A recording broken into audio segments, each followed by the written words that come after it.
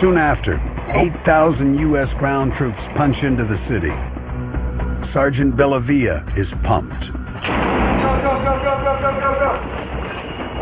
But his initial move into Fallujah is met with chilling silence. The first maybe 4 blocks, we didn't see anything. Not a thing. I mean, we peppered that place. It was just this eerie quiet.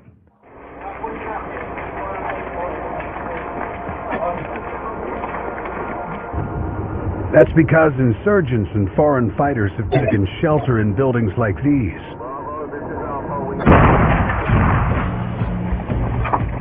U.S. forces conduct search and destroy missions, hunting the enemy house to house, room to room, and door to door. Company commanders like 30-year-old Brian Chantage guide their men through the maze of narrow streets. As they creep through the city, they don't know which buildings hide insurgents, so they have to search them all. Every door opened, every room looked in, no rock unturned was pretty much the guidance I gave. I didn't flinch, I didn't stutter step one time. I was gung-ho the whole time, didn't matter. Just tossing into the wind. Screw it, I'm gonna make it out of here or I'm not. As Sergeant Bellavia moves slowly down the streets, he sees signs that insurgents have learned how to defend against an American assault. They know we like to take, doors and get on rooftops. I mean, it's no secret. We've been doing it all year. They bricked up every single entrance, windows, doors that were facing our breach point. The only door that was exposed, there was an IED there. Another thing is we like to jump from rooftop to rooftop. They would smash a roof down. So you'd fall from the roof to the second story, which is like a 15-foot drop. Break stairwells off inside homes. And literally force you to take the route that they had planned for you. Get on the roof! Hey, we need to get up there! There's nothing up there. It's a flat roof. This piece is missing right here. It's all gone.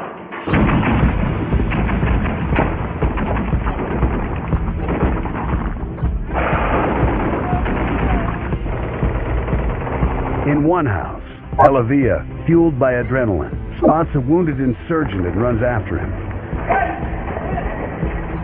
Bellavia shoots the man and chases him into a room where he plunges a knife into his chest. And he just got weaker and weaker and just ran his hand through my hair and just slowly brought his hand down, on my cheek and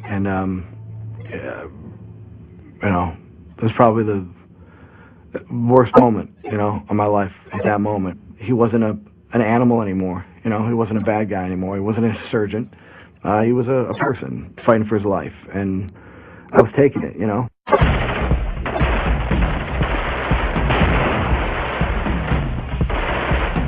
In November 2004, Captain Brian Chantage and his company of Marines are in their 8th straight day of urban combat in the Sunni stronghold of Fallujah.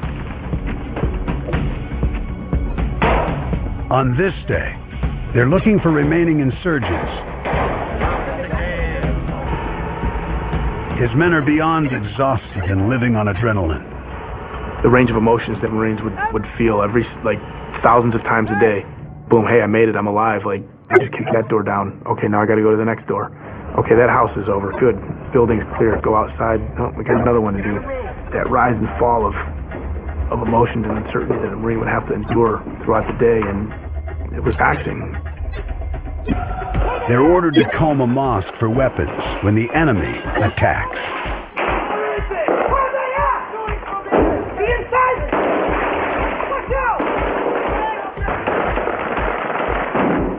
They take up a position on this rooftop and target the source of the gunfire.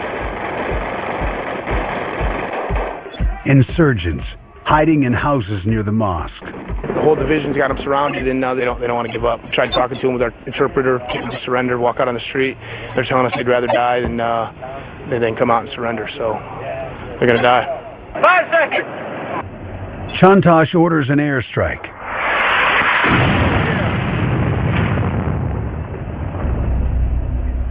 As night falls, Marines walk to the houses. They sift through the rubble.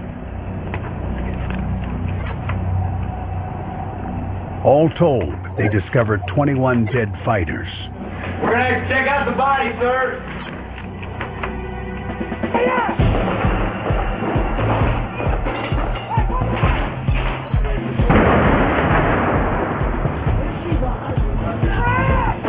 The second battle for Fallujah lasts 10 days.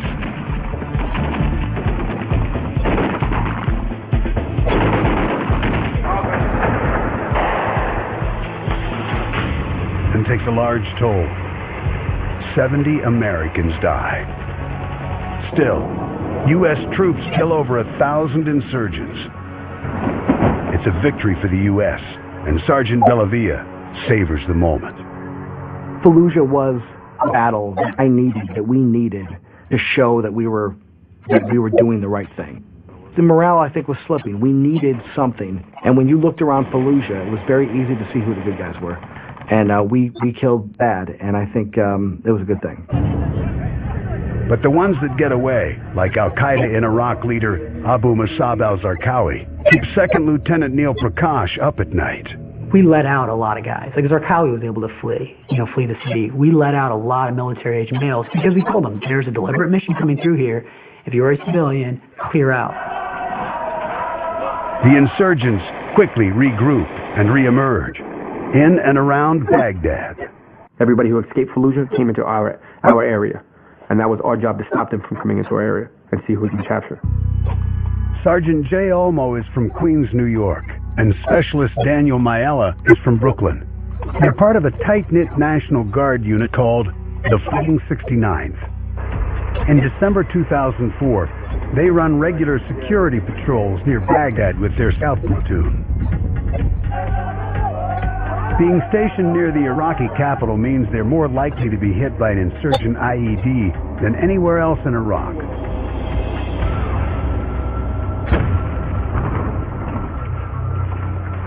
Sergeant Olmo tries to catch insurgents in the act.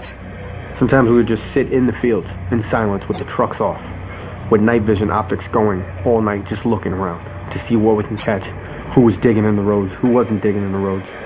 And the way that these people usually made money was to either blow one of us up or do something bad against us. In early December, Olmo and Mayella are in a 4 Humvee convoy. They're returning to base when they hear a sound they've come to dread. I heard a pop and I turned around and I saw just like a plume of smoke coming up. Olmo runs to the wrecked Humvee and finds his Staff Sergeant Henry Irizarry and his crew badly injured. When I got there, the truck was actually cut in half. There was no more engine, there was no more front tires. It was actually, literally the front of the truck was gone. The bomb causes massive injuries to 4 soldiers. Irizarry, Olmo's squad leader and mentor, is in the worst shape. Izzy was actually blown out of the truck. I grabbed both his arms literally and they weren't there. I went straight through his uniform. So I was like, ooh, that's not going to be good. And he had nothing left to him really, but he was still alive. They medevac him to a military hospital in Baghdad, where doctors try to save his life. We stayed out there on that scene, stuff that was blown up, everything. You don't want to leave anything for the enemy to use against you. So our commanders had us out there forever. Later, Olmo gets the news that his friend Izzy is dead. And it felt like your heart being ripped from your chest, because he was the guy who pretty much was holding it together, and now it's not there. He was ready to go home on leave in just a couple of days. He was counting down the days, and he was going to be home for Christmas, and then just like that, he wasn't. 3 months after the IED kills squad leader Henry Irizarry, the Fighting 69th has moved south. They conduct patrols on what's called Route Irish, connecting central Baghdad to the airport. It's known to troops as the most dangerous road in Iraq. If you're somebody that wants to hurt American troops, then that's the place to go. Chances are you're going to get somebody important, not just your average guy. Mayella is patrolling Route Irish when suddenly... I didn't see anything. I just You know, it was a pop, and I remember getting hit, and I was feeling hot, and I lost a couple of teeth over here, and then I realized, you know, I had less bruises all over my face, and one eye was like sewn shut. I got out of the truck, and I just saw my whole uniform was covered in blood, and I was kind of staggering around. I remember just being kind of useless and banging on the door. The blast kills 2 more members of Mayella and Olmo's unit. I blame myself every single day for not being there. I should have went down with my crew. It wouldn't have changed anything, whether I was there or not, but I still feel like I should have been there. Mayella recovers from his injuries, but also struggles with guilt. It's hard for me because I was responsible for that truck, you know, and they're not here anymore, and I am, so it's something that I'm still dealing with, you know. By April 2005, IEDs are killing an average of 17 troops each month. Despite the danger, Captain Brendan Heatherman and his unit patrol on foot. Their mission, not just to kill insurgents, but somehow win over the hearts and minds of Iraqis who are being terrorized by them. If you're in your vehicles, in the armor, then you are completely cold and distant from the people that you want to get to know. I wanted them to see a human being there.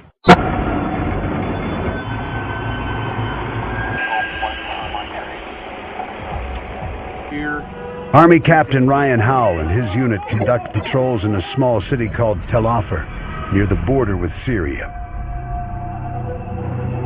They're anxious, and have good reason to be. Tel Afar was called Al-Qaeda's town. Everywhere you turn, the boogeyman was out there. Part of his mission is to prevent foreign fighters from slipping into the country and attacking U.S. forces.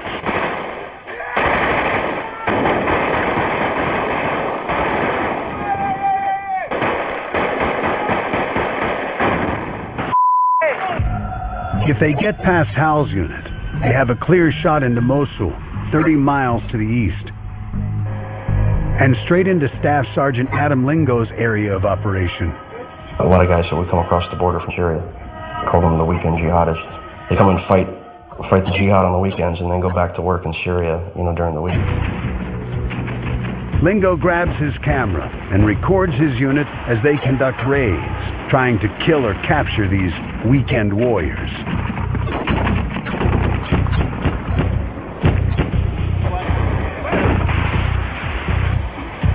About half of these raids turn up insurgents.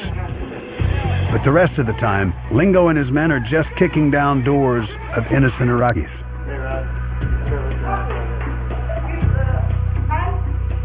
And I would get pretty upset every time we would do a raid, and it would end up being a bogus raid, you know. And I wouldn't blame them at all for being upset about it at all. I mean, I would be pretty upset too. Lingo comes to believe that high-intensity raids are doing more harm than good. So they try a very different approach. We definitely stopped using explosive breaches and stuff like that. We would basically knock on the door.